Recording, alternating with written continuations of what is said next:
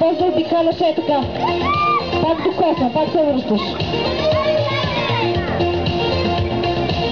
Петю, минавай са. Минавай натам. Айде, давай. И ти се връщаш. И ти се връщаш. Айде, давай. Браво. Браво на теб, само си мина. Трябва ми още едно жури, кой ще помага. Браво на Марко. Ти докоснаш полата, връщай се обратно. Горето мина. И ти още веднъж. Връщай се, видях това тук обратно. Не знам, измисли си друг маршрут.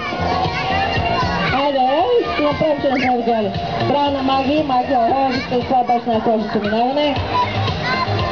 Браво, този път успя. Айде.